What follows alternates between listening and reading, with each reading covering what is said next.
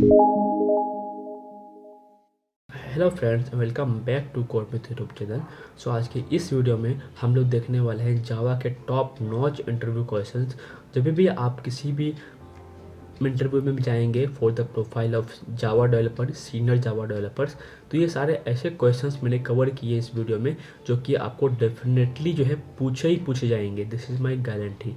और मैं ट्राई करूँगा इसका डिफरेंट पार्ट बनाऊँ जिससे आपको छोटे वीडियोस आपको अच्छे से समझ में भी आ जाएंगे, और लेवल वाइज वीडियो यानी कि जैसे कुछ बेसिक क्वेश्चन रहेंगे वो फर्स्ट पार्ट में रहेगा, उससे थोड़ा और एडवांस रहेगा सेकेंड पार्ट, उससे थोड़ा और एडवांस रहेगा थर्ड पार्ट। सो इस वे में मैं वीडियो बनाऊंगा जिससे आप बिगनर लेवल, इंटरमीडिएट लेवल और एडवांस लेवल की तैयारी कर सकते हैं। ठीक है। सो इस चैनल को आप ज़रूर सब्सक्राइब कर लीजिए अगर आपने अभी तक सब्सक्राइब नहीं किया है, और वीडियो को एक बहुत बड़ा लाइक दे दीजिए। ये चीज़ें मुझे काफ़ी मोटिवेट करेगी और भी अमेजिंग कंटेंट बनाने के लिए। So without wasting any time, let's start it with our Java interview question.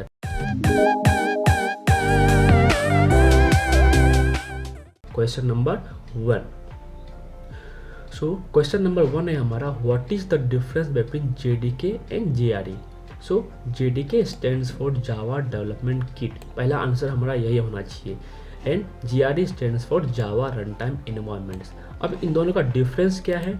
So JDK का यूज़ करते हैं हम लोग कोड को लिखने के लिए, कोड को डेवलप करने के लिए, और JRE का यूज़ करते हैं to run a Java program using JVM। यानी कि JDK जो है वो ऑलरेडी JRE लेके बैठा हुआ है, और JRE जो है वो इंक्लूड करता है JVM को, जिससे हमारा जावा प्रोग्राम जो है सक्सेसफुली रन हो जाता है।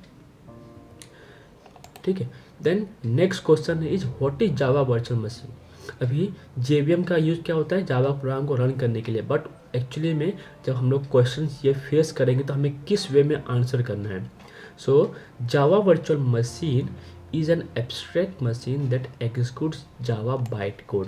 यानी कि जब भी हम लोग प्रोग्राम को लिखते हैं वो क्या होता है, इंग्लिश लैंग्वेज में होता है, तो उस इंग्लिश लैंग्वेज को प्रोग्राम को कंपाइलर कंपाइल करके बाइट कोड में कन्वर्ट करता है, जिससे मशीन्स उसको अंडरस्टैंड कर सके। बिकॉज जो इंग्लिश लैंग्वेज में हम लोग लिखते हैं string name is equal to string first name, last name is equal to suppose ABC और XYZ।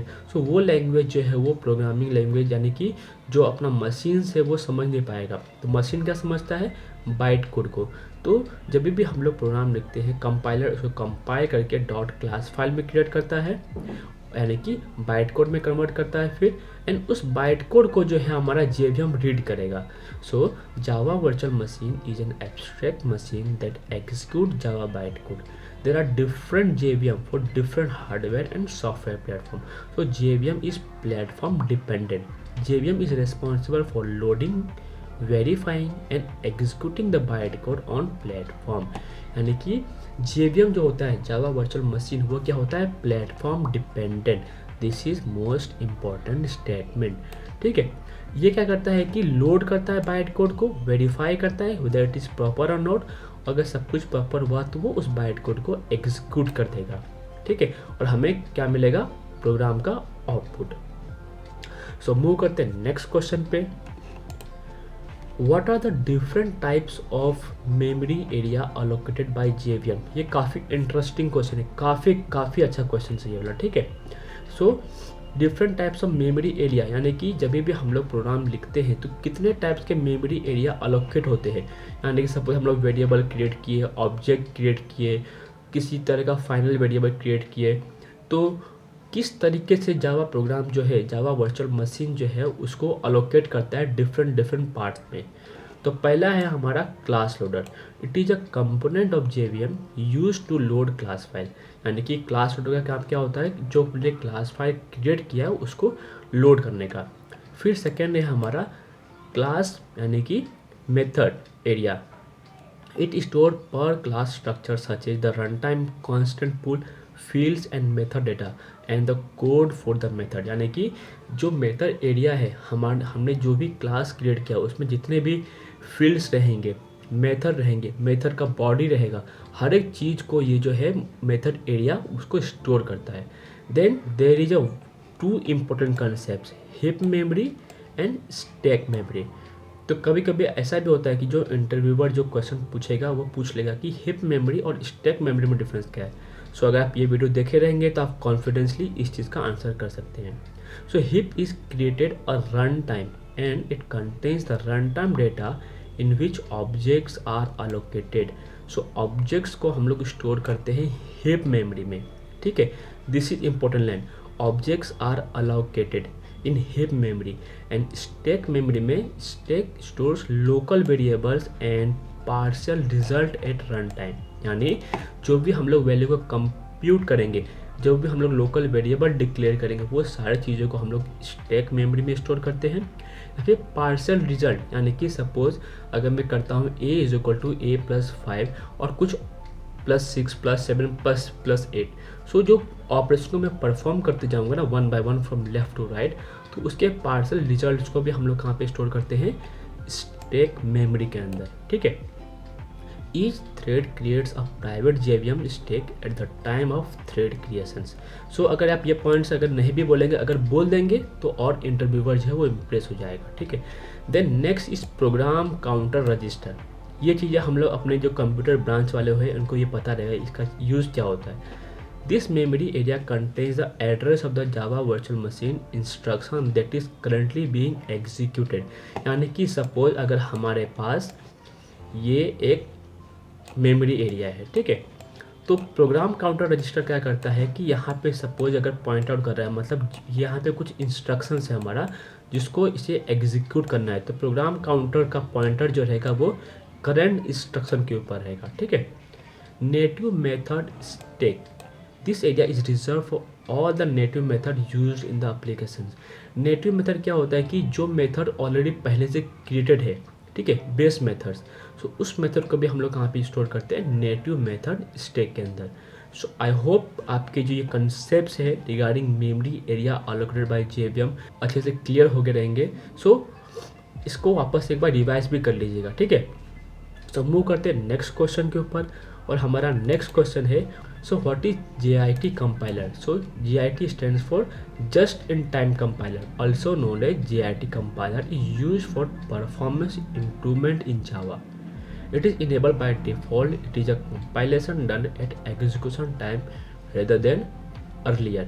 यानी कि कुछ ऐसे हमने ज़्यादा प्रोग्राम्स लिखे हैं, और JIT का यूज़ क्या होता है कि हम लोग उस प्रोग्राम को तभी कंपाइल करेंगे, it is compilation done at execution time, यानी कि जब हमारा कोड रन होता रहेगा तभी हम लोग प्रोग्राम को कंपाइल करेंगे रेदर देन अर्ली। यानी कि पहले से हम लोग कंपाइल करके रखने के बदले JIT क्या करता है, जब भी हमें उस चीज़ का यूज़ करना रहेगा उसी टाइम पे हम लोग जो है उसको कंपाइल करेंगे और उसको यूज़ करेंगे।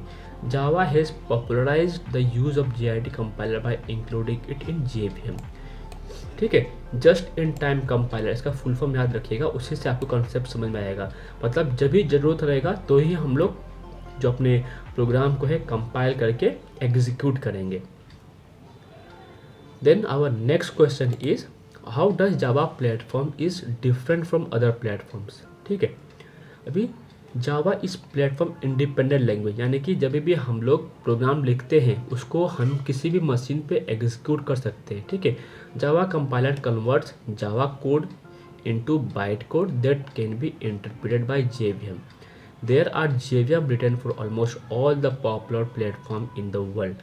Java bytecode can run on any supported platform in same way,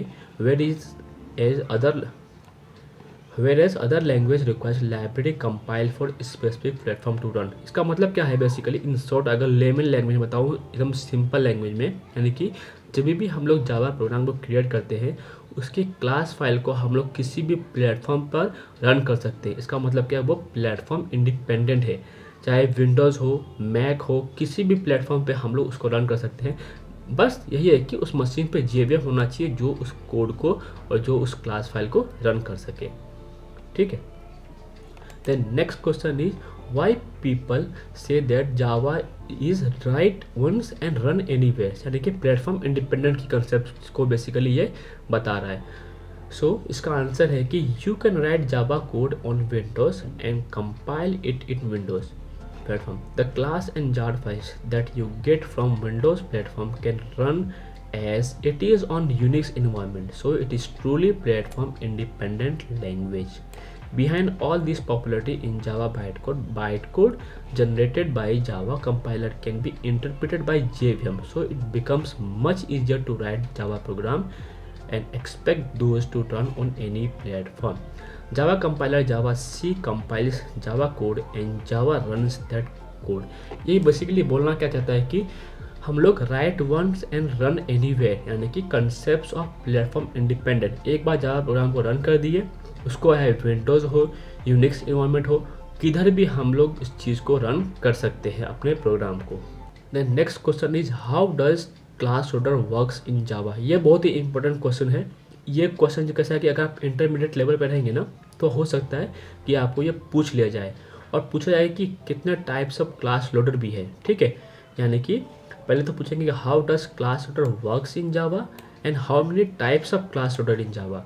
सो ये दोनों ही क्वेश्चंस आपको इसमें मिल जाएंगे उसके आंसर। ठीक है, so in Java class loader is a class that is used to load files in JVM. मैंने आपको पहले ही बता दिया था, पहले भी ये चीज़ें आ चुका है। कहाँ पे? जहाँ पे हम लोग मेमोरी यूज़ करते हैं, different types of memory allocated by JVM उस क्वेश्चन के अंदर। तो क्लास लोडर का काम क्या होता है? क्लास को लोड करना जेवीएम के अंदर। Class loader load files from their physical file location, example file system network location, यानी कि जिधर भी अपना क्लास फाइल रहेगा वहाँ से क्लास लोडर उसको लोड करेगा और फिर उसको जेवीएम को दे देगा कि भाई तू इस चीज़ को एग्जीक्यूट करके मुझे इसका आउटपुट दे दे। अभी इसमें टाइप्स कितने होते हैं? एक होता है बूटस्ट्रैप क्लास लोडर, सेकेंड होता है एक्सटेंशन क्लास लोडर और थर्ड होता है एप्लीकेशन क्लास लोडर। और इस तीनों का यूज़ अलग अलग होता है। सो फर्स्ट है अपना bootstrap class loader. This is the first class loader. It loads class from rt.jar file, यानी कि हमारे पास जब हम लोग अपना ये ओपन करेंगे ना, जावा के बीन्स लाइब्रेरी जितने भी होते हैं ऑलरेडी जो अपने जार फाइल रहते हैं, जो हम लोग जावा को इंस्टॉल करते हैं, उसके अंदर रहता है rt.jar, यानी कि run time something like that. So वहाँ से हम लोग पहले जो है क्लास फाइल को लोड करेंगे। सेकेंड होता है extension class loader. It load class file from GRE library external location, यानी कि एक्सटेंशन क्लास लोडर, यानी कि हम लोग किसी चीज़ को एक्सटेंड कर रहे हैं। अगर अदर नेटवर्क से या फिर कहीं और से हमें अगर उस क्लास फाइल को लोड करके रन करना है, तो उस केस में हमारा यूज़ होता है extension class loader. And third one is application class loader. This class loader depends on class path to find the location of the class file. If you specify your jar in class path, then this class loader will load them। यानी कि suppose हम कुछ external jar file है जिसका use करके हम लोग programming कर रहे हैं। ठीक है, हमने एक जार फाइल क्रिएट किया, उस जार फाइल को हमने एप्लीकेशन के क्लास पाथ में यूज़ कर रहे हैं एंड उस जार फाइल्स के मेथड को हम लोग किसी प्रोसेस के थ्रू कॉल कर रहे हैं। तो वहाँ पे जो है वो उस एक्सटर्नल जार फाइल को कॉल करने के लिए जो भी हमने क्लास पाथ में मेंशन किया उसको यूज़ करेगा। ठीक है, class loader to execute our Java program. So do you think main used for main method is a keyword in Java, यानी कि जो हम लोग मेन मेथड डिक्लेयर करते हैं पब्लिक स्टैटिक वॉइड मेन, जो मेन है वो क्या रिजर्व कीवर्ड है? No, main is just a name of the method. ठीक है, there can be multiple method with the same name main in the class file, it is not a keyword in Java. यानी कि हम लोग जो method है main, ये सिर्फ एक मेथड का नेम है मेन। ठीक है, इसका मतलब ये नहीं कि हम लोग उसी नेम से हम लोग अलग मेथड क्रिएट नहीं कर सकते हैं, बट उसके हर एक चीज़ जो है वो सेम होना चाहिए कि पब्लिक स्टैटिक वॉइड मेन जो है वो पब्लिक स्टैटिक वॉइड मेन जो है वो एक ही होना चाहिए। ठीक है, हम लोग उस मेथड को ओवरलोड कर सकते हैं। ठीक है, मेथड ओवरलोडिंग करके कंसेप्ट होता है, तो उस वे में हम लोग सेम मेथड क्रिएट कर सकते हैं। अभी के लिए इतना समझ के रख लीजिए बस। ठीक है, तो अभी के लिए इसका आंसर जो देना रहेगा हम क्या देंगे? No, main is just a name of the method. और इससे अपना क्वेश्चन के आंसर जो है फिनिश हो जाएंगे। ठीक है, can we write main method as public void static instead of public static void? This is also very tricky question. ये बहुत ही मज़ेदार क्वेश्चन है। ये जो है ना, कभी कभी क्या होता है, इंटरव्यूअर जो है आपके नॉलेज को, इन डेप्थ नॉलेज को समझने के लिए ये क्वेश्चन पूछते हैं, और चाहे आप एडवांस भी लेवल पर रहेंगे ना तभी भी आपको ये क्वेश्चन फेस कर लेंगे। ऐसा ही जरूरी नहीं कि बेसिक क्वेश्चन है, बट आप अगर इंटरमीडिएट लेवल और एडवांस लेवल पे भी रहेंगे तो भी ये क्वेश्चन फेस कर सकते हैं। This is my observation. सो इसका आंसर क्या रहेगा? No, you cannot write it like this. Any method has to first specify the modifier and then the return values. यानी modifier माने कि हमारा जो मेथड का एक्सेस मॉडिफायर है एंड देन उसका हमें रिटर्न टाइप मेंशन करना पड़ेगा, यानी कि first is whether it is public, private, protected, something like that, and फिर हम लोग उसका रिटर्न टाइप। हम लोग यहाँ पे क्या कर रहे हैं, हम लोग पहले एक्सेस मॉडिफायर मेंशन कर रहे हैं, फिर हम लोग स्टैटिक कीवर्ड का यूज़ कर रहे हैं और फिर हम लोग रिटर्न टाइप मेंशन कर रहे हैं। सो ये जो फ्लो है public static word, this is wrong. हमें फॉलो क्या करना है, public void static. So you cannot write it like this. Any method has to first specify the modifier and then the return values. Okay, the order of modifiers can change. Modifier का order change हो सकता है, यानी कि you can write static public void main instead of public static void main, यानी कि जो हम लोग static जो कीवर्ड है उसको हम लोग आगे पीछे कर सकते हैं, बट जो ऑर्डर है वो पहला क्या रहेगा, एक्सेस मॉडिफायर एंड देन उसका रिटर्न टाइप मेंशन करना है हमें। ठीक है, तो इस क्वेश्चन का आंसर कुछ इस तरीके से देना है। आपको किसी भी क्वेश्चन पे अगर आपको समझ में नहीं आता है तो आप मुझे कमेंट कर सकते हैं बेझिझक, मैं वहाँ पर भी आपको आंसर कर दूंगा। और भी सारे जो वीडियोस है वहाँ पर भी मैंने कितने जो स्टूडेंट्स हैं उन सारे के कंसेप्ट को मैंने काफ़ी अच्छे से क्लियर किया है। अगर उनको कुछ डाउट होता है तो आप भी मुझसे पूछ सकते हैं। मूव करते हैं नेक्स्ट क्वेश्चन पे। In Java, if we do not specify any value for local variables, then what will be the default value of the local variable? This is also very tricky questions. ठीक है, इसका concept आपको अच्छे से समझ में आना चाहिए। तो इसका आंसर क्या है कि Java does not initialize the local variables. I hope आपको लोकल वेरिएबल्स का मतलब पता होगा। जैसे हम लोग सपोज हमने एक मेथड डिक्लेयर किया, ठीक है, उस मेथड के अंदर हम लोग लिखते हैं कि इंट a और यहाँ पे हम लोग उसको ख़त्म कर देते हैं। तो इसका मतलब क्या होता है कि जावा क्या वो ए वेरिएबल को, या फिर हम लोग अगर इंट एज डिक्लेयर करते हैं तो क्या उसको डिफ़ॉल्ट वैल्यू असाइन करेगा? नहीं, जावा कभी भी लोकल वेरिएबल को डिफ़ॉल्ट वैल्यू असाइन नहीं करता है। So this variable will be just null by default, यानी कि उसका वैल्यू क्या रहेगा, डिफ़ॉल्ट वैल्यू क्या रहेगा, नल। एंड उसको कोई वैल्यू यानी कि सपोज 10, 5 और 6 ऐसा कुछ वैल्यू उसको असाइन नहीं होता लोकल वेरिएबल को। उसको डिफ़ॉल्ट वैल्यू जो है होता है वो क्या होता है, जस्ट नल। ठीक है, then our next question is, let's say we run a Java class without passing any arguments, what will be the value of string array of the arguments in main method. इसका मतलब क्या है, क्या पूछा जाता है कि सपोज अगर हम लोग पब्लिक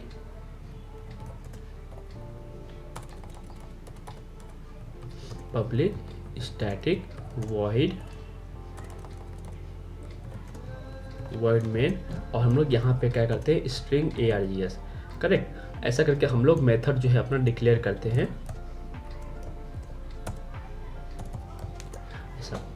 सो ये बोल रहा है कि जब भी हम लोग पब्लिक स्टैटिक वॉइड मेन जो मेन मेथड हम लोग क्रिएट करते हैं उसके अंदर अगर हम लोग कुछ वैल्यू पास नहीं करेंगे while running our Java class file, उसका वैल्यू क्या रहेगा, उसका वैल्यू क्या रहेगा, एम्प्टी एरे। मतलब आर्गुमेंट्स जो ये एरे है वो क्या रहेगा, एम्प्टी, नादर नॉट नल, यानी कि आर्गुमेंट्स का जो वैल्यू रहेगा वो एक एम्प्टी एरे रहेगा, ना कि नल वैल्यू उसके अंदर असाइन रहेगा। ठीक है, तो ये बहुत ही ट्रिकी क्वेश्चन है, इसको स्टार मार्क कर सकते हैं आप लोग और इसको आपस से रिवाइज कर लीजिए इंटरव्यू में जाने के पहले। ठीक है, फिर मूव करते हैं नेक्स्ट क्वेश्चन के ऊपर।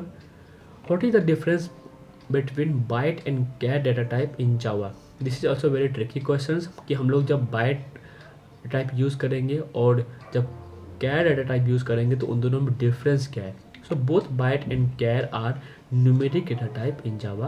They are used to represent number in a specified range. यानी कि जब हम लोग किसी एक रेंज के अगेंस्ट अगर वैल्यू ले रहे हैं तो वो वैल्यू जो है वो बाइट में कंफर्टेबल फिट हो जाएगा, अगर हम लोग उसके ऊपर ले रहे हैं तो क्या होगा, कैरेक्टर में। So major difference between them is that byte can store raw binary data whereas char can store character और text data। यानी कि जब सपोज हमें char CH is equal to XYABC, तो इस टाइप के डेटा को स्टोर करना रहेगा तो हम लोग क्या यूज़ करेंगे, कैरेक्टर। बट जब भी हमें नंबर टाइप स्टोर करना रहेगा, बाइनरी डेटा वैल्यूज, सो उस टाइम पे हम लोग यूज़ करेंगे बाइट का। ठीक है, और बाइट का रेंज क्या होता है -128 to 127, ये रेंज भी आपको याद रखना चाहिए, ठीक है। -128 to 127 तक हम लोग बाइट की जो वैल्यू होता है वो हम लोग वहाँ पे स्टोर कर सकते हैं। अब byte is made up of 8 bit, यानी कि 8 bit is equal to 1 byte, ये हमें पता है शायद से, ठीक है। आई होप आप सबको पता रहेगा कि 8 बीट जो होता है वो कहलाता है 1 बाइट। जब नेट का स्पीड भी देखेंगे ना तो उधर भी हमें ऐसा ही मालूम पड़ता है, ठीक है। 8 bit is equal to 1 byte, but char is made up of 16 bit, so it is a equivalent to 2 bytes, ठीक है। तो बस गाइस आज के लिए इतना ही। यही हमारे कुछ 12 जावा के बेसिक्स इंटरव्यू क्वेश्चन है जो आपको काफ़ी अच्छे से प्रिपेयर करना चाहिए। इस वीडियो को एक बार देखिए, समझ में नहीं आता है वापस से देखिए, ठीक है। इससे क्या होगा, आपके कंसेप्ट और भी स्ट्रांग होते जाएंगे। जितनी बार आप देखेंगे वीडियो को आपके कंसेप्ट काफ़ी स्ट्रांग हो जाएंगे।